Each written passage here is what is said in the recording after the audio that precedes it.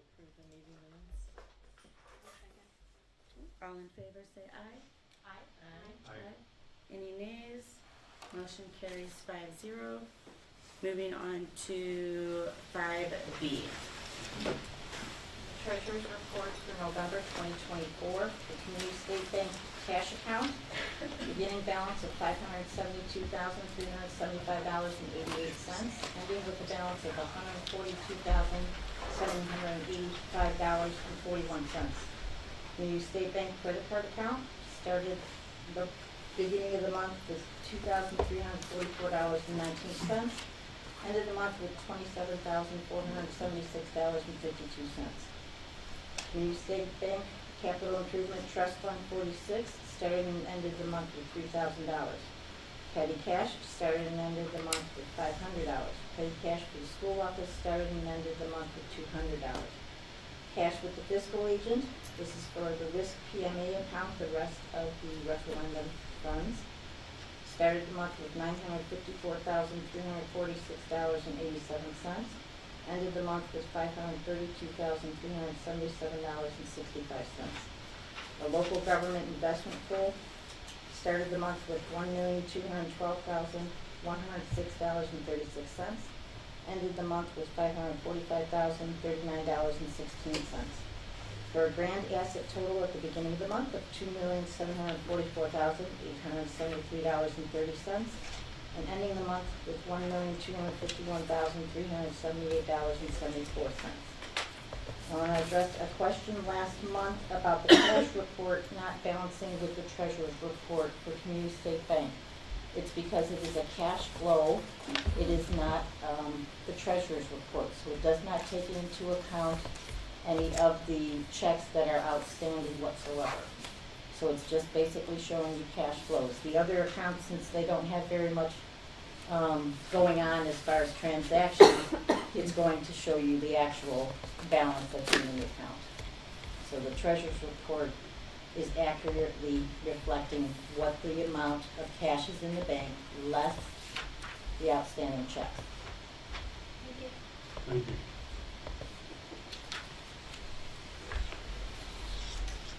On the personnel report, the only thing that we have to report this time is Hold on, wait I'm a sorry, second. I was getting here myself here.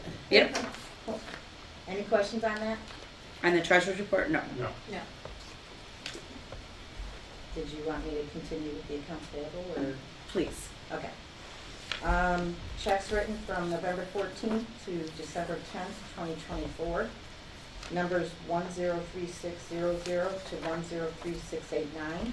Wire transfers 2024-00093 to 2024-00117. In a total amount of $674,203.16. Thank you. Do you have any questions on those? No. I do. I sent you a note, I don't know if you got it I or not. responded. I apologize for sending it so late. As long as we're here, probably good for the board members to hear the answers as well. So Eckhart, they're fixing compressors for $14,510. Is that gonna end up in Fund 49, or is that actually a Fund 10? It was expense? designated as Fund 10 expenses. Right. If the board so chooses, they can move it over to Fund 49. It would still fit in with the referendum expenses, Okay. but it was considered working on older equipment, just repairing it.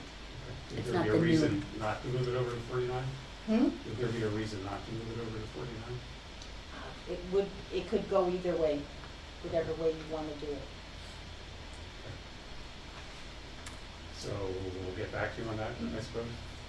Tina, Sure. Is that how you want to handle it? Sure, that would be perfect. Okay. Lucida, the additional services, and you may not be able to go into detail on this, but I'm curious as to what that $787 expense was. That goes along with the audit recommendations to prevent fraud in the district. There were 3 areas that were not defined clearly in board policies. So they made suggestions on how to enforce the board policies to avoid fraud in the future. Okay, very good. And the School Health Corporation, the Spot Vision Scanner for $8,941.32. That's what I reported at the last meeting about getting the nursing grant. And actually, the nurse was so good about selecting the Spot Vision scanner that we are getting a $1,000 rebate. With that $1,000, CISA 2 has approved getting a new AED with juvenile and infant pads, so that we will have Nice. that available for our students.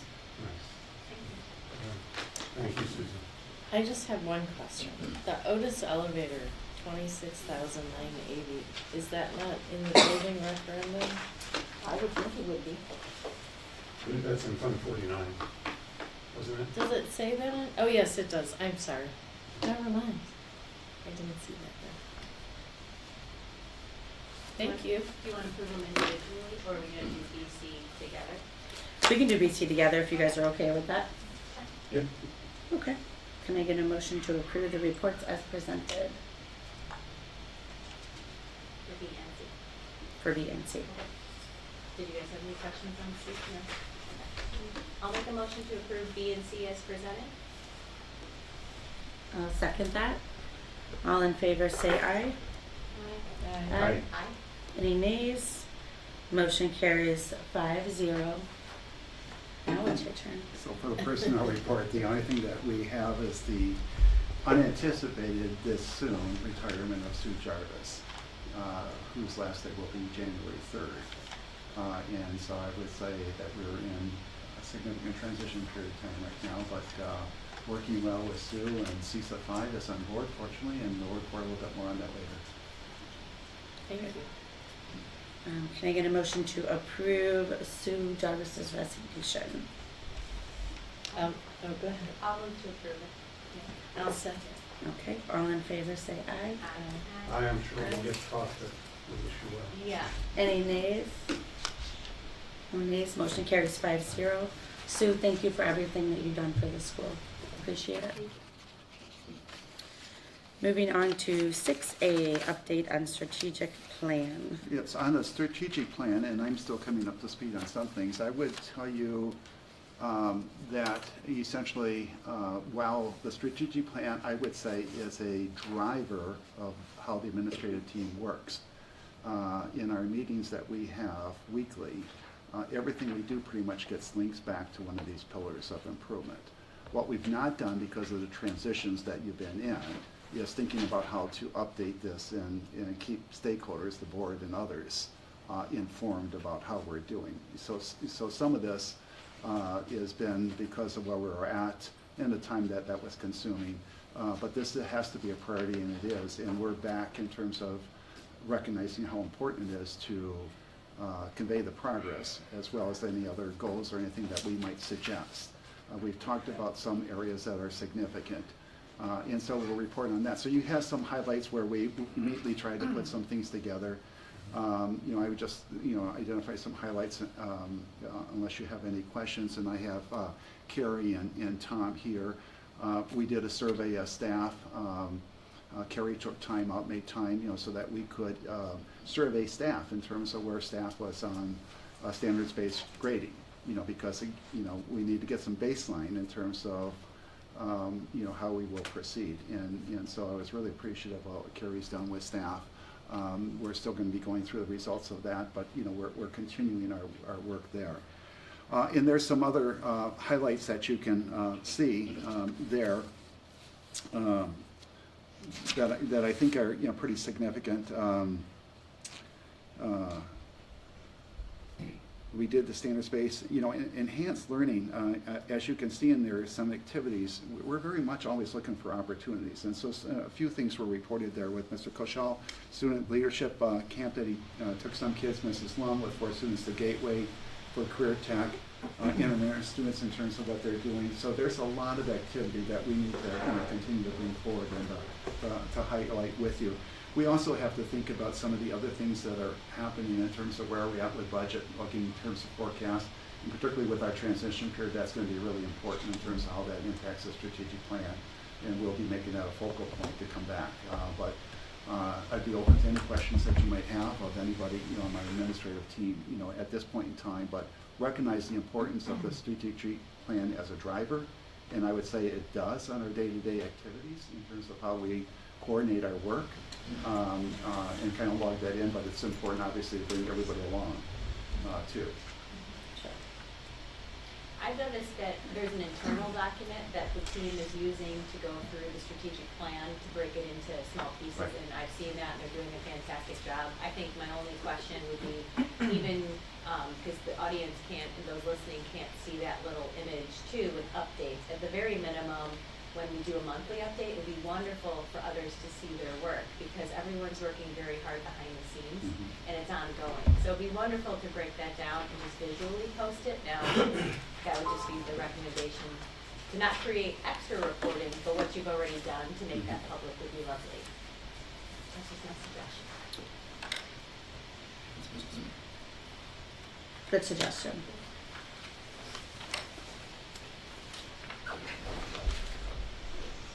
Moving on, sorry, my pencil just broke.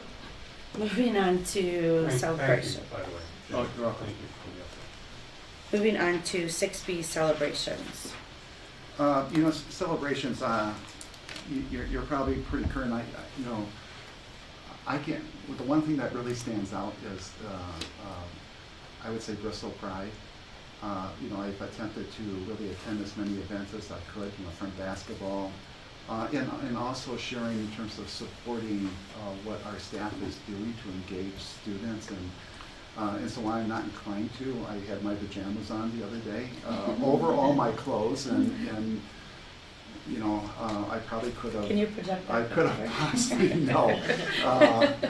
But, you know, it is incredible, you know, and today was a topper. I wasn't able to attend the whole thing because we were planning on transitions here with Sue leaving, and we were pretty engaged in that all day, but we had an assembly today with PBIS. And the enthusiasm with the students and the respect, you know, that they exhibited.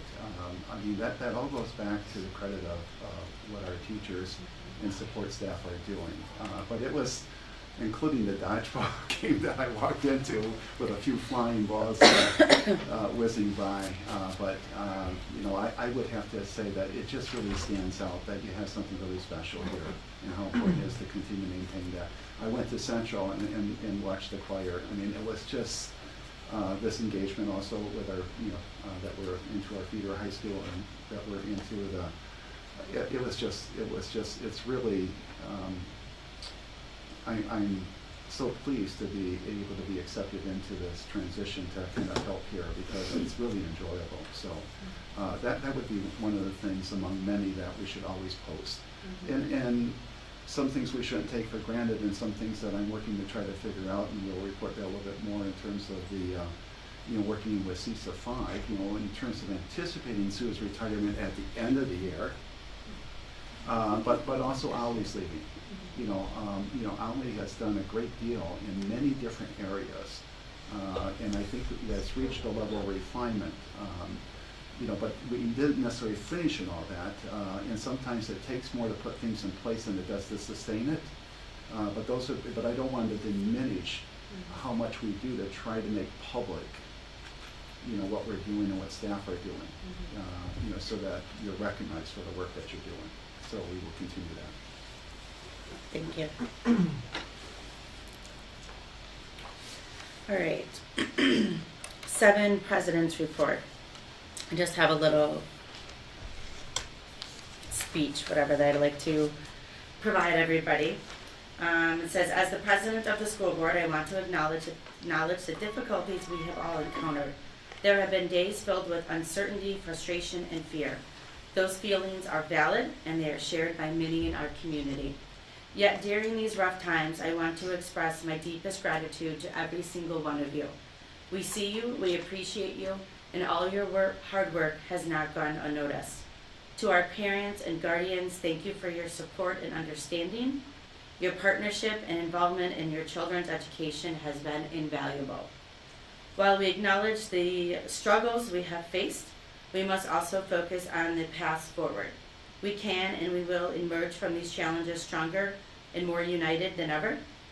We are already taking steps to address these concerns. We are committed to enhancing communication and transparency at the earliest possible time, ensuring that every member of our community feels informed and heard.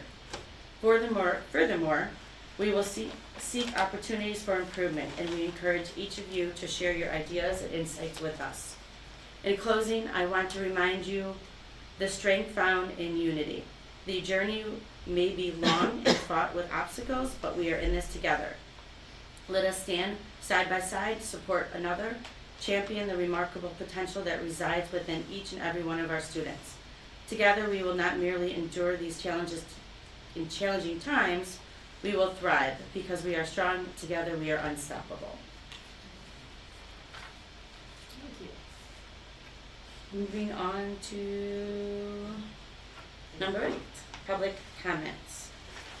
Has everyone had the opportunity to sign in if they wish to speak?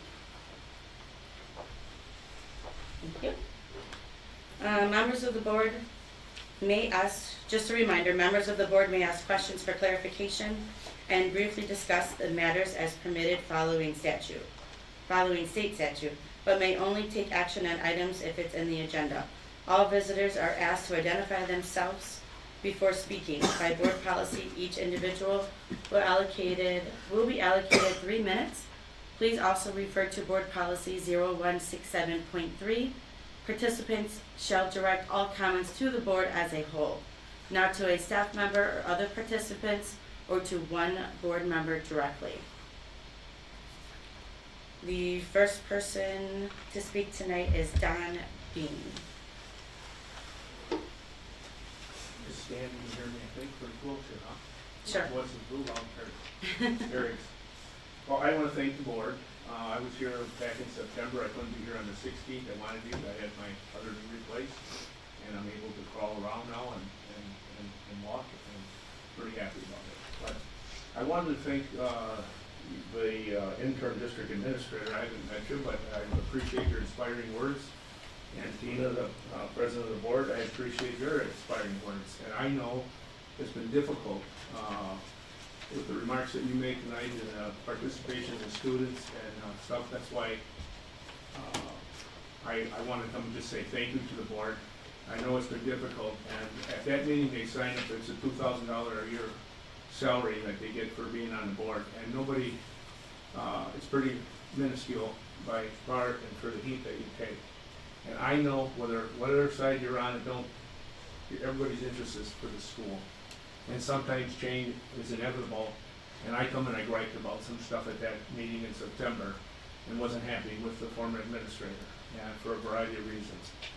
And I don't need to get back into it, but transition is sometimes necessary, and I think the long run is going to be a good. I don't know all the ins and outs, I don't know hardly any of it, but I hear the rhetoric that put on, and after I spoke at that meeting, vile comments and stuff. It's no place for that, because everybody here, I realize, is working, whether you're a salary worker here or you're school board, you people represent us, the people.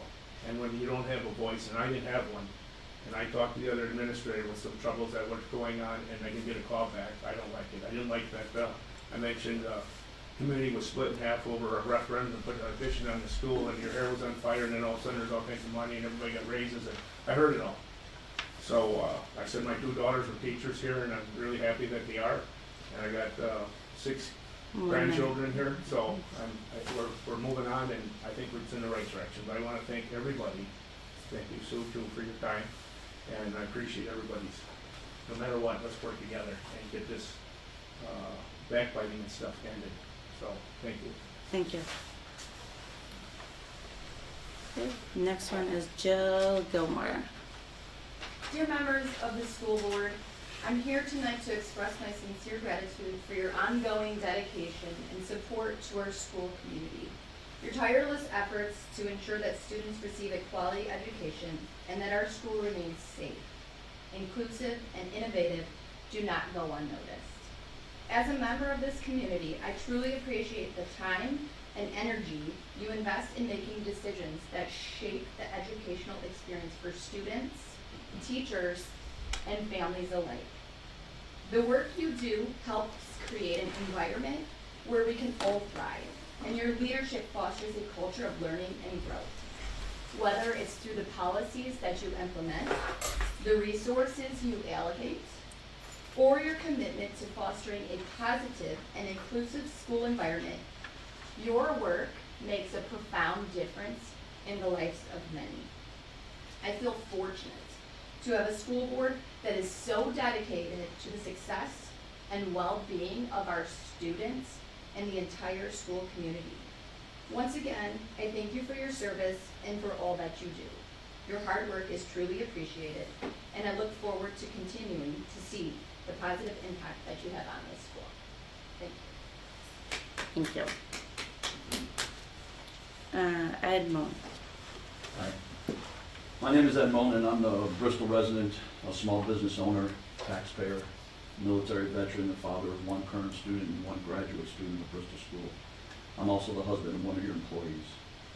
As an executive level educator in both government and private sector organizations, I perform many of the same budgetary and human resource duties and responsibility that this board is accountable for. I've investigated all forms of employee misconduct, mismanagement, embezzlement, and criminal activity, to include federal EEOC complaints. I tell you that as I sat in your chair and I've had to sit and quietly take the vitriol that I've heard many of you directed from several of the board members, at several of the board members during these board meetings. I empathize with you and understand the challenges you are currently managing. I stand before you tonight to first and foremost say thank you. Thank you for your time, your efforts, and your diligence in taking on this incredibly important elected position on our behalf. Your efforts managing the personnel issues that have negatively affected the entire school community are commendable. I encourage you to continue to peel the onion, exposing each layer of the organization that needs improvements, while also praising and celebrating what is right, but continue working at what must be modified and improved. I want to assure you that your efforts are not only supported but encouraged. While spirited, issue-directed debate and point-counterpoint discussions are healthy and germane to professional dialogue.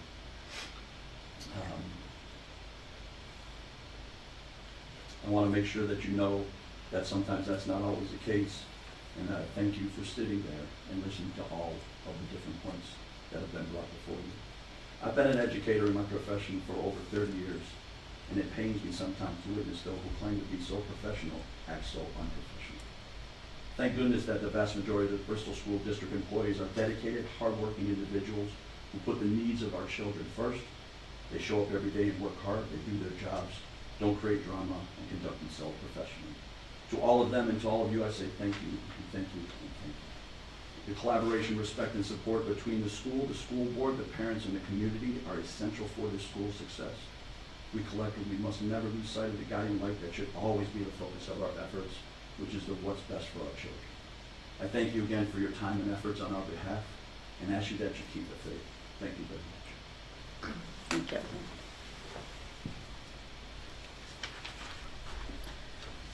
Moving on to 9A, do we have a finance committee update? We're working on a date for January. Okay.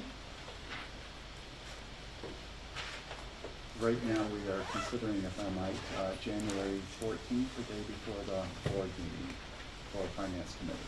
I've got a line CISA 5, for kind of bringing in as an update, and I'm trying to get the auditors there too, so that they could present the audit report for you, and if not, then maybe at the next day of the board meeting. So those are a couple of things I'm trying to work with Joanne to arrange. Perfect. Do we have an update for the policy committee? We do. Our last meeting, we got through 9 policies on the renewal packet, so we're very, very good at that. We have 4 left, which we'll do at the next meeting in January. And then we'll present all 13 left at the next board meeting to get finalized and get that whole packet finished. We also are seeing the exit of Derek and Jesse, and I really appreciate them working with us and being in. Their term is up, and we will be welcoming Lisa and Cheryl. Our next meeting will be January 6th at 3 p.m. Thank you. January 6th at 3 p.m.? Yep. Thank you. Has Neil updated any of the ones that we We're covered through? finishing the whole packet first, Okay. and then seeing, I'm also just, if I might, Nicole, is trying to arrange a meeting with Nicole, myself, and Neola, you know, to make sure that we're kind of on the same page, working together, wherever we stand. You know, again, this is a process, even though I've been on board 3 months, you know, to come up to speed on all these different fronts and make sure we have the right connections and are able to support the board in their work without you going through all kinds of hurdles or hoops to get what you need to do your and fulfill your responsibilities. Great, moving on to 10A, 2025-2026 Bristol School Calendar. Carrie and I, you know, worked on the calendar. Actually, Carrie has, you know, drafted and prepared a lot, you know, based on our past practice. We feel that this is really a good schedule, except that it would require us to start before Labor Day, you know, with students, and that would require approval, and it's supposed to be extenuating circumstances. I think you have extenuating circumstances. I've included in terms of what I submitted, as well as Carrie's provided highlights there, so you can spot, you know, some of the significance. One of the key things is that 2-week period of time at Christmas. The school districts that are feeding into Central, you know, kind of split on that. You know, Central will be working a couple days, as I recall. We feel this is in the best interest. We're applying for it, but we definitely will go back and have an alternative plan in January if this does not get approved, if you support this calendar. But we need DPI support to be able to implement this one. And that's why it's submitted now instead of February. So we're just really, We would ask, we would we're ask for just your. asking for the DPI. We're asking request for your the approval to moment. request this calendar. Essentially, you would be approving the calendar with the condition that DPI allows it. Otherwise, we'd be back with a new proposal in February. Does that make sense? Yeah, I have a comment and a question. So comment is, I think the early releases on Friday have been well received. I'm happy to see that those are maintained and the frequency looks spot on, so thank you for that. So if I'm understanding the reason now, traditionally we've started after Labor Day, it's a state law, it's what we've tended to do. You're wanting to put in request so that we could have the 2 full weeks at the winter break rather than come back early, almost like we're doing this week. So that's why. And we can't start after Labor Day because that would mean then we lose the days then, and there's no other days you think we should pick it up? So we can, if we start after Labor Day, the options that we have are we can either make up those days by going the days before Christmas, like a day and a half. We could also extend the school year longer so that we're going into the second week of June. Or we would then have to remove professional learning days, or school days off, like we have a day off in February, and a day off in October after conferences, and those 2 days off are very helpful, especially in stressful weeks for teachers being here long nights and long days. It's just a nice time for them to be out there. So this seemed like the most feasible option to maintain current operations and not have to have kids or families try to come here 2 days before the day before Christmas Eve, quite honestly. So I'm trying to avoid that if at all possible.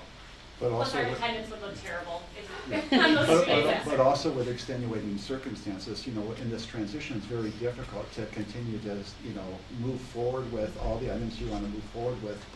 For example, what's next on the facility list? We have, as we were talking and highlighting maybe a little earlier, maybe it was a question Danielle had to me earlier, you know, in terms of we have referendum funds available, but we have a list of projects that still need to be done.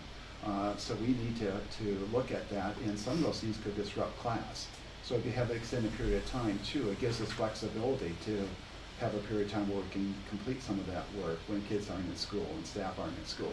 So that's part of that additional extenuating circumstance that we're seeking DPI support for. So is West Scotia, do they have their calendar put in place? Yes. That was my question. And what is their first day of school? I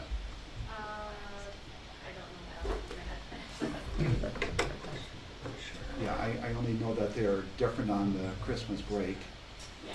I mean, that was a So focal point. West Scotia is different on Christmas. Yes, yes.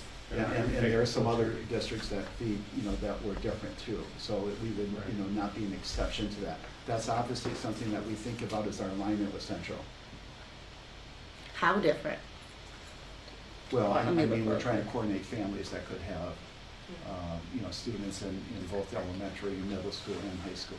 Well, I guess that's why I'm asking.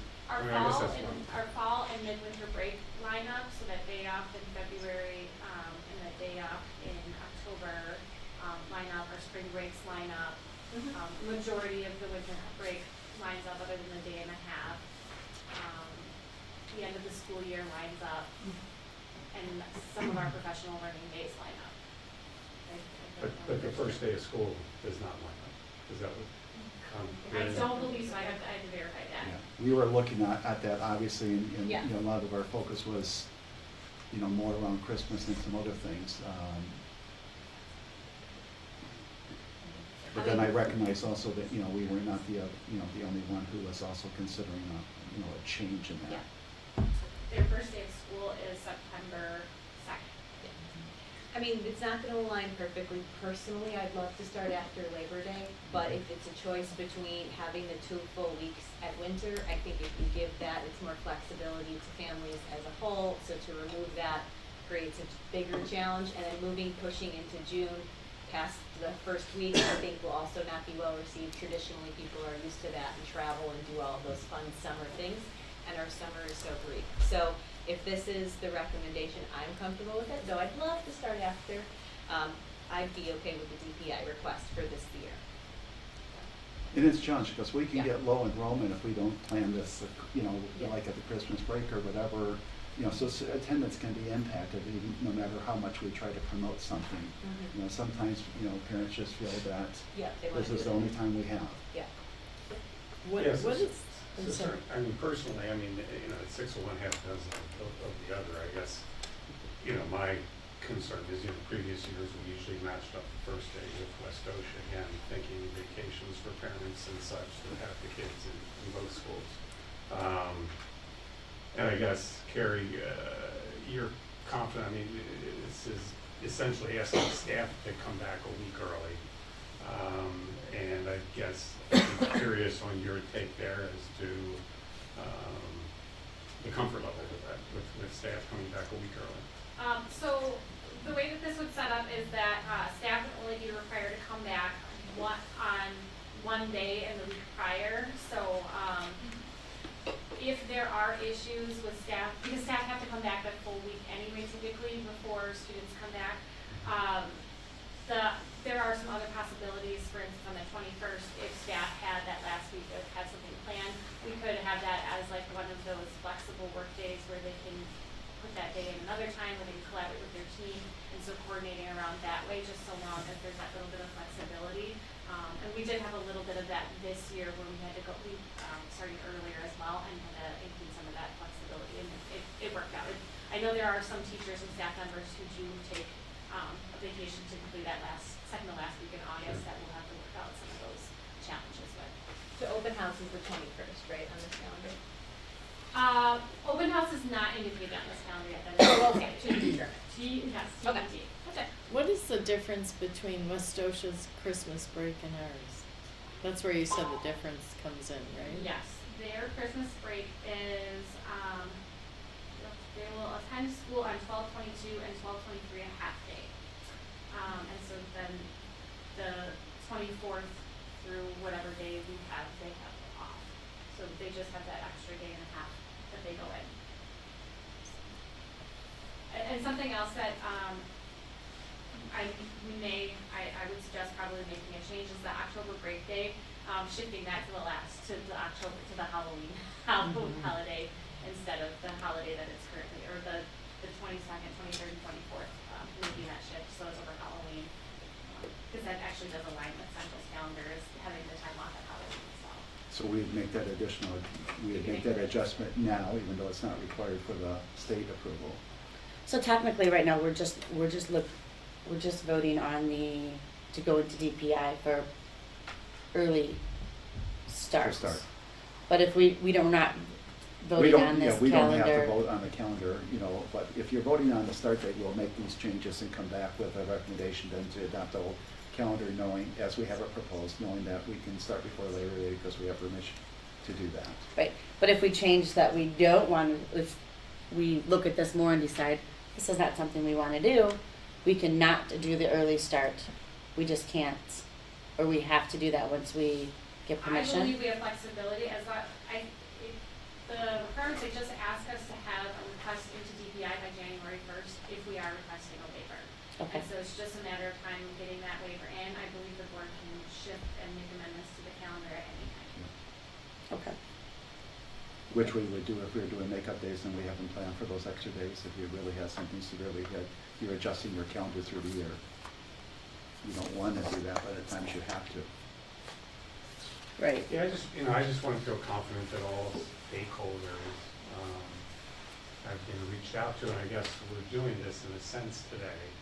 And, your point, Jim, I think last meeting, in business, you're looking for preferably 70 or 80% anyway.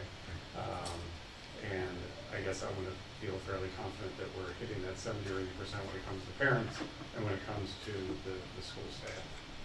Hopefully, with whichever direction we go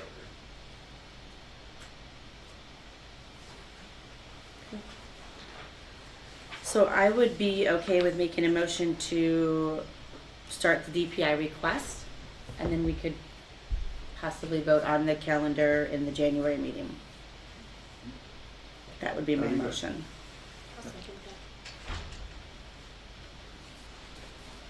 that. All in favor in that motion? Say aye. Aye. Aye. Any nays? Motion carries 5-0. Moving on to 10B, the WASB State Delegate Assembly attendee update. I registered, ready to go. Perfect. I got a packet, so I will be attending. Perfect. Nicole, you're gonna work on your schedule and I see if you am. can, Yes. I'm okay. gonna work on it. For sure, I could do one day, the other day, I can't make it there the full time. I will definitely, Perfect. All right. Moving on to 10C, open enrollment information. We had this information and we apologized because we pulled it from the report we were ready because we thought we didn't have to do it to January, except we wanted to give you advance notice of where we're at this year. And so thank you for bringing that to our attention. So I apologize for taking it off and then putting it back on. But this is information in terms of where we stand now with open enrollment, in terms of what our enrollment is, as we plan, and we'll be coming back with a recommendation. But this is where we're at right now today. This column right here is where we're at? Or this is where? This That's is where we're at, and enrollment. that's available seats that we have when we're looking at our capacity. And Okay. Jean typically prepares this and pulls this information together. And I would, and this is valuable too, I experienced, we had one open enrollment, inquiry in terms of did we have seats available, and we approved that, again, based on what the board had approved. So this is important for us as we're managing things during the school year. Even though they could request and not follow through and actually, apply, so it starts the process. So, and I recognize that there could be different philosophical opinions in terms of, because we obviously bring more money in with students to cover overhead costs that we would not otherwise have. Right now I think it's reasonable what you're doing, but I recognize that that's a decision sometimes the community might look at in terms of how much do we want to open her up.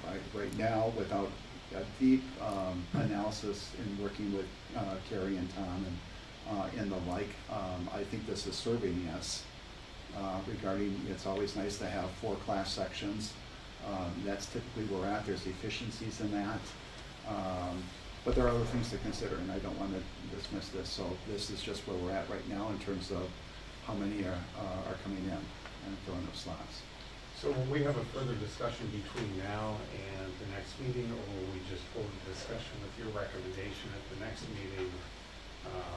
I would be open to, any discussions, in terms of if you, would like additional information or anything of that nature. I have Carrie and Tom, who have more years of experience here with what the community has done and how we benefit. Sue, obviously, has a understanding about what we are gaining by an additional student.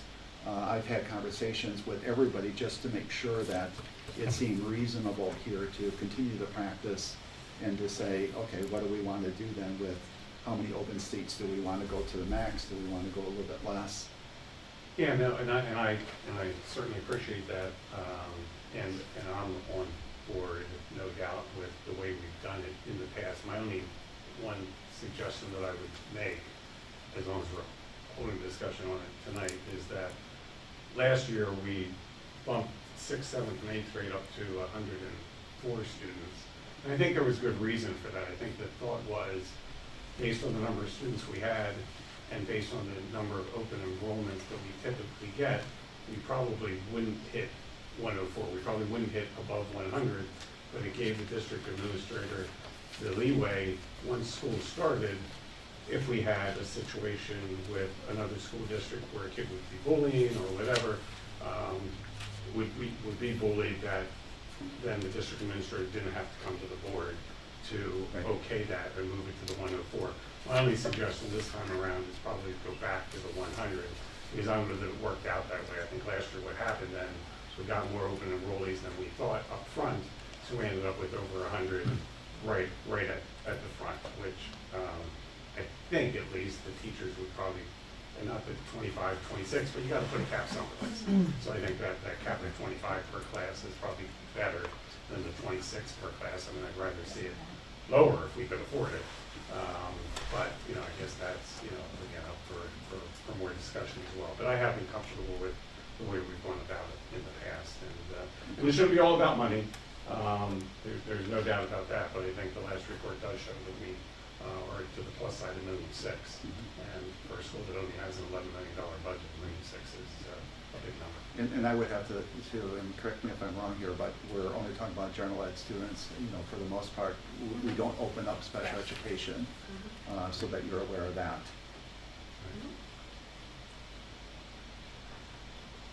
That was for 6th, 7th, and 8th grade, right, Stephen, if I remember right? Yeah. Okay. Last year we went to 104, we were always at 100. Which right now, 7th is at, like, if 7th goes to 8th next year, they're at 103. So if you maintain that one, the other ones are at 97, 99. So that they're going to be right at that 100 number. So if you could speak to the teams, make your recommendation next month, that would be great. Good. Perfect.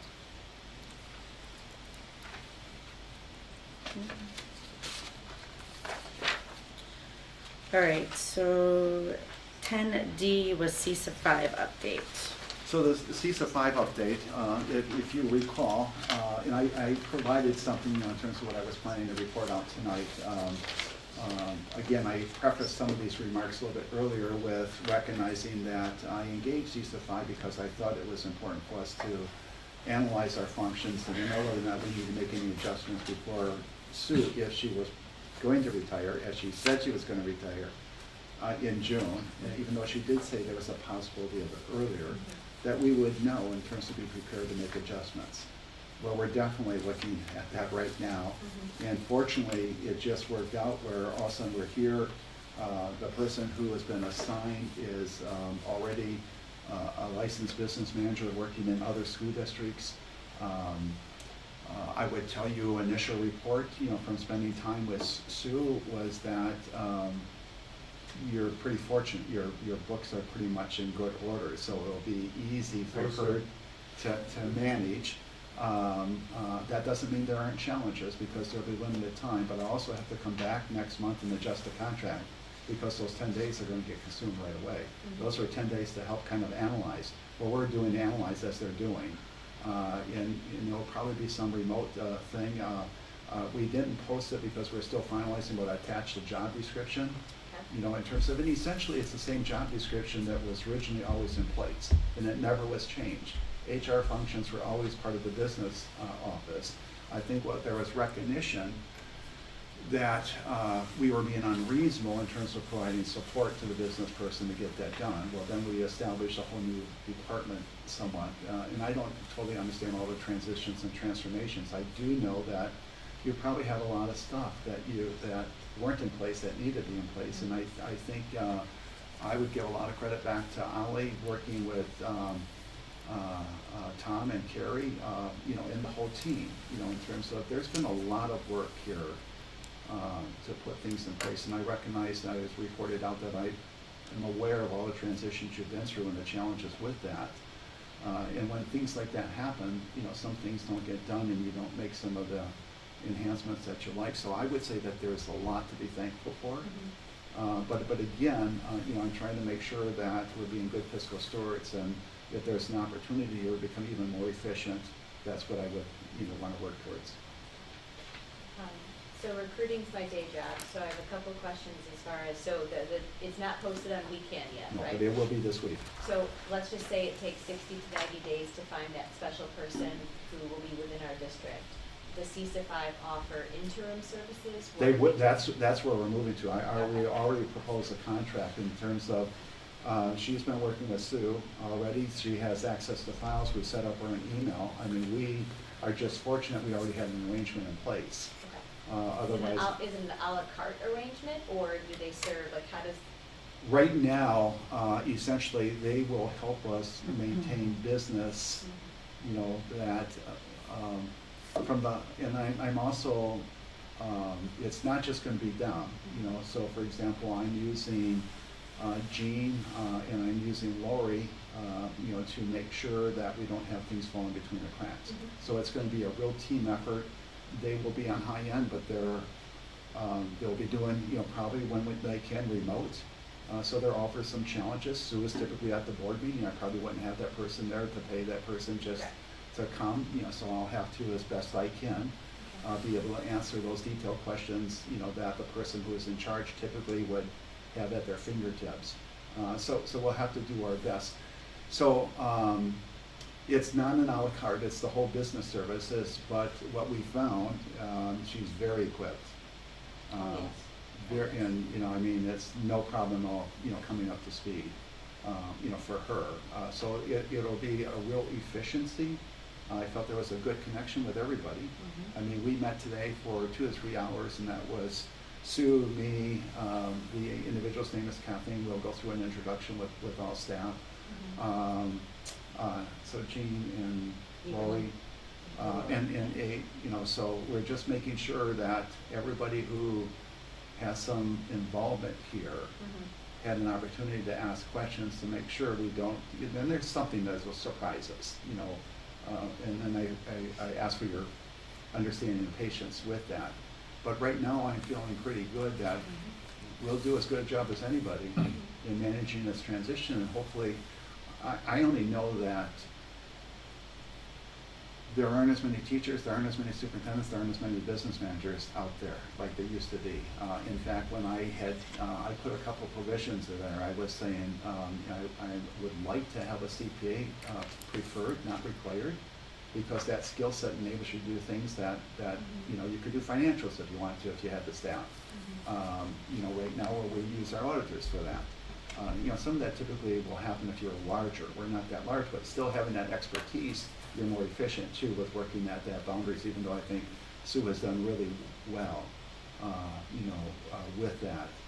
You know, some of the challenges with the unexpected Ollie, you know, move. So there's an HR function, but, you know, and so I'm looking also down the road, and I don't want to get ahead, you know, in terms of not knowing, you know, what your need here is for my assistance, and, you know, and the like, but, you know, I typically not had a full-time administrative assistant. But I have just totally enjoyed working with Jean and what she brings to the table. I just get frustrated sometimes when I go to get Jean, and oh yeah, she only works a half day. But that provides another half-time opportunity there, you know, to think about how to make sure you don't lose what you gain, and you continue to progress relative to the service that you would expect from us. The original CESA 5 expense that we approved, they've exhausted that? Not yet, but that 10 Okay. days will be by Okay. going into January, we'll be there, so that would have to be. Okay, so then going forward, is CESA 5 going to offer to bill on like a monthly service per day? Are they all hourly? How are they? They're expected? tracking hourly. I believe that they will bill monthly. I don't know that we've talked about it. We just had a not to exceed at that hourly rate, for Okay. those services. And really, we're just jumping in Mhm. almost now, but it will exhaust that really pretty quick here because we can't afford not to. Right, well, it's in lieu of Sue being here, Right. but I'd feel some peace of mind to kind of see what their monthly expenditure Oh, would we- be. okay. And then we would see January, February, March through, Right. you know, Yeah, no, I will. in January. Yeah, I will be sharing that, in terms of, that would be a typical standard update that you would have the costs associated with how much we're incurring. Yeah. And we would try to keep it to what was needed. Mhm. We talked about that a little bit, whether or not, because there's a lot that has to be done. Mhm. But what's really good is she's really experienced. Mhm. And I think she's easily picking up in terms of what Sue has in place. And, I mean, they asked before they even started to have access to our files. And they were looking for adjusting journal entries at the end of the year to see how we're managing relative to how we go into the audit. So they know what they're looking for. Mhm. Sue, any thoughts, comments there in terms of what you've experienced so far? It's kind of funny, she's willing to learn. So there's a couple things we put in place. Electronic purchase orders, so we're no longer on paper. True Time, which is our electronic time cards. And substitute tracking, which is electronic tracking of substitutes, so it all can be pulled into payroll rather than missing timesheets and things like that. She doesn't know a lot about those things. She's willing to learn, and I think she'll pick it up real fast. She is experienced on creating reports, so you may get a whole new line. I don't know. So, but it's kind of exciting because she wants to learn more. I would also say, some things that have surfaced, I previously mentioned to you in terms of that thing's been brought to my attention. We are on an old Skyward platform, and I mentioned concern, and she highlighted because they're working with many districts, okay, and we probably knew some of this, but again, you never know if all of a sudden they're saying you're out. Mhm. And we're, she lowered my concern by suggesting, one is, for example, CISA 5 is working diligently and is already helping districts transition over. She prefers the old instead of the new, but she said there's probably not that pressure that we might impose upon ourselves because of how many students are on the old system, and it's still working. I'd still want to start thinking and planning, but I would want to have our, Sue's replacement on board before we started looking at that. But it was nice to just hear that. Another thing that, again, are some of the things that, nobody sometimes knows about. We have an OCR complaint, that is filed probably against Notes for not having, like our webpage accessible to all people who now need to have that accessible. And so there's 2 deadlines. Based on the work that Ollie and Lori were doing in their unit, they took on this responsibility, and it's kind of the first thing that's, we got extensions on, now we ran all our extensions and it's due in February. We have to tell OCR, we have to let them know how bad we are in terms of what needs to get fixed. And then we have, we still have to know, it depends on how it's seen, as we either have a year or 2 before you have to be fully implemented and accessible to all. Could be color screen so we have to look at every document. And that's very time consuming, and because sometimes something grabs our priority and something gets, we're down to. So that's another one, that I have to think in terms of how are we going to staff and get things like that done. It makes you think about your whole operations in terms of your support areas to be able to manage technology as it continues to become more and more dominant in your work. Thank you. Thank you.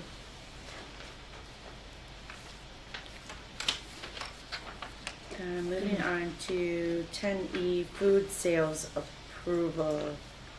Yeah, our board policy requires us to come to board for certain permissions. Tom has advanced this for us to put this on the calendar. onto the agenda. And the first one is food services, in terms of we're asking for your permission for this. And you have it in front of you, but for everybody else, the following is a list of food sales that happen during the school day. These sales entail either the sale of food and or drinks to students during the school day, or the sale of food or drinks by students during the school day. According to policy 8500, the board shall approve the following are requests for either current or future sales. So we're asking for your approval of that detail listed there. This keeps us in compliance with your policy and our compliance to the federal government. Okay, All right, I'll make a motion to approve the food sales approval as presented. I'll second it. All in favor say aye. Aye. Aye. Aye. Any nays? Motion carries 5-0. And then moving on to the two nursing revision. Right. And so these are two recommended policy revisions to our nursing area. The first was 5330, which is the addition of school stocked and supplied asthma inhalers to be used in an emergency when students with a restriction do not have one available and there is a need. Our nurse will work to secure prescription and plan for safe administration to students. In the second one, 5310.01, removing the language during all school-sponsored student activities. We do not offer emergency nursing service at our extracurricular and athletic events. So we're proposing adjusting policy to, one, allow us to do something, and two, is to make sure we identify when. I actually have a question on that. For 5330, since we just had that in the Neola packet and the inhalers weren't on the template, is there a chance we can ask the rep if there's a policy for inhalers? Sure we can. And see if there's a template? Yeah. Or if he can add it onto that. Mhm. I don't know how that works. Well, one of the things, I'm trying to schedule meetings, so there would be an opportunity for Right. sure, but It's otherwise just, it it's will not be a even call. on there, so Yeah. I don't know how that, if that would be considered something we'd specially do, you know what I mean? Like Yeah, it's whenever not- you have a policy, Neola provides a template, and sometimes they even give you choices, okay, in terms of policies they believe are beneficial for a school board to consider, okay? You don't have to consider them. You have to always comply with the law and stuff like this. So most school districts believe that it's beneficial because it's all kind of organized in a way that's easy to reference and searching through law. However, you also have the right to do anything you want to do regarding certain policies if they're legal, obviously. And if you start veering from their templates, then you just, And that's what I guess my yeah, question is. so it's always nice if it's into that package that they're prompting you all the time. And then you're just making choices that you can make, and then when they come up with another revision. But every time they come out with a revision, you should always review your current. But you are responsible for anything you start veering away to maintain it yourself. Even though it gets loaded into their system, so it would be part of our policy on that, but it's not their template, so they put it out there, but they're not watching in terms of whether or not they would have to advise you on what you wanted to do unique to No, I would Bristol. love to support that, and I just wanna make sure Yep. we have the right policy Yep. for it. Yep. So we would just need the language for that 5330. Correct. It's not in the template, is what I'm saying. It's- We just had the template, and I'm pretty positive we approved it as a board last month, but it's not even on the template as an option for inhalers. Tom's done Can some. I try to clarify this a little bit? Yeah. So the, the proposed policy that Neola did offer to, because they are prescription based and they would have to be managed by the nurse, the healthcare professional. One being our stock of our EpiPens, Right.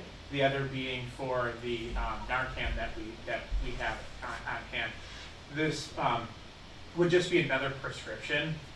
It wasn't in that policy. I think what Nicole's asking is just to check to see if they do have that same, because the Right. language is very similar in both. Right. Right. I So it wanna would just sure make it's covered. sense since it is a common thing to have that. And if it doesn't, like you said, we can add that to our policy. We would do our best to mirror that language and make sure that the school nurse follows through to get all of the appropriate documentation and things like that. So we will check again, just to make sure we haven't overlooked something, or if they could include that, that would be great. If they can't, we'll Right. proceed if you support. So before approving, we would just need to see the language? I think you could approve this now, you know, because it would have us, you Well, I know, wanna, for sure approve to have Right. her be able to stock it. Right. I mean. but if we can modify the language again because it fits into their template, or it's, I mean, either way, it's I'm going to. comfortable with either way, I'm comfortable with coming back with a, you know, Neola has something, and we can propose it as an amendment to the current policy. Or if they don't, we would, you know, find somebody or do our best to write it, to include that, you know, to mirror the Narcan and the EpiPen policies. And then that would just have, you know, the board would have to review for, you know, you stand behind it. Right. I'm okay with either way, voting on it today and us bringing it back, or us figuring out what the next steps are and going from there. Any urgency, Tom, with? It's not gonna happen before January. Right, but No, the yeah. second part is urgent, because right now, if you read our policy, it appears that we have emergency services available, like at an athletic event.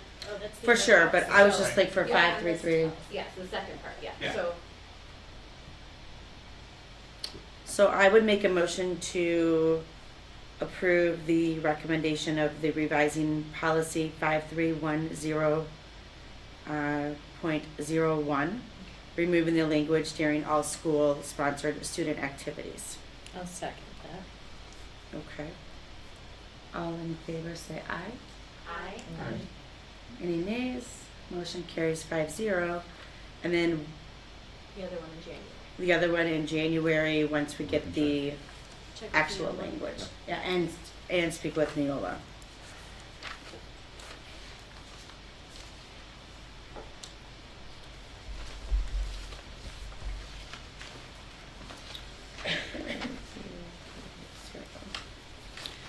All right, other than what we've talked about this evening, 'cause I've been making very detailed notes, are there any future agenda items that you guys would like to see?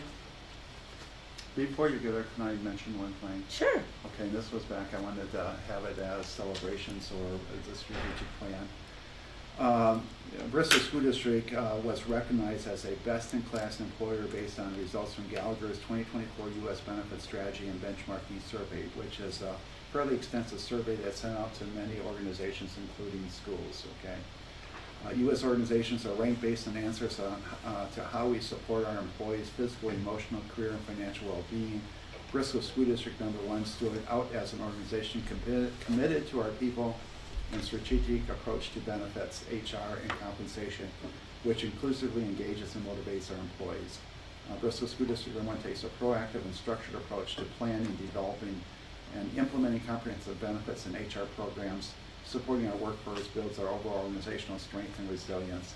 You know, I wanted you to know that others are recognizing our work too.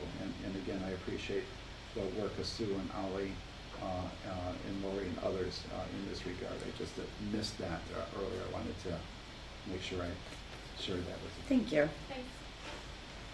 Any other future agenda items? Other than what we spoke about Yes, this evening? I have two ideas I wanted to float by everyone. Mhm. So we had briefly discussed the consideration of a search firm to help with the DA. Mhm. And so I wonder if in early January, we would have a board workshop. What am I looking for? WASDA has their list of search firms. I'm going to put them into a spreadsheet if everyone likes this idea, like, think like the RFP we saw with the health insurance, so you'd see all the information. In January, if we had a workshop and if we chose that route, we'd select maybe the top two, which would then be interviewed by us in January. So that's an idea to consider, doing an early January workshop to look at search firms. That's one idea. Related to that would be the idea of a January mailer. And I'm very cognizant of Ale Escon, which communications was under her, and also not creating any extra work for our office right now. However, there's a strategic opportunity in January for a mailer. I'm picturing a postcard that would have district update, the report card, potentially a ribbon cutting date if we choose to do that. There's STEAM night coming up, but then also a link to a community survey. When I talk to a couple search firms, they always recommend whether it's community surveys and or using focus groups. a mailer that would be mailed to all residents. If it's an investment financially because of postage, you can include both information about the district, but then also a QR code for that community service survey, which would deem to be in January or early February. So if this idea is something we want to move forward with, me and one other board member or whoever would choose to would mock up a mailer. So that's an idea for January, just for timing to think about. Perfect. Stephen, do you have anything, do you just have anything for January? No, but I like both of Danielle's ideas, and I guess we should probably discuss further the workshop anyway. Absolutely. Okay. Moving I on. think we should discuss the workshop probably now, as far as coming up with timing and if everybody is on board with that, don't you think? Sure. If you want to talk, there's, Because we'd like to get that probably done before the Workshop next is just board a meeting. informal, we look at all the spreadsheet together, we weigh the pros, the cons, and prices of search firms, decide, hey, we like these top two, then they would come and meet the board as a whole to explain their services. correct. So, I agree with all of that, just not right at the moment. I like all of that option. okay. There's just other things that, has to be settled before we can get that far. Okay. And why is that? Is there anything you can speak to in open session? No, regarding that? not in open session, but in closed session, I will definitely be able to tell you more. Okay. Moving in, number 12, the board will convene into closed session under Wisconsin statute 19.851C, considering employment, promotion, compensation, or performance evaluation data of any public employee over which the governmental body has jurisdiction or exercises responsibility, specifically to discuss support staff, teacher, administration contracts, and compensation. Can I get a motion to convene into closed session? I'll make a motion to convene into closed session. Seeking a second. One second. Okay, roll call vote. Tina, aye. Joanne, Aye. Nicole, Aye. Danielle, Aye. Stephen. Right. All right, motion carries 5-0.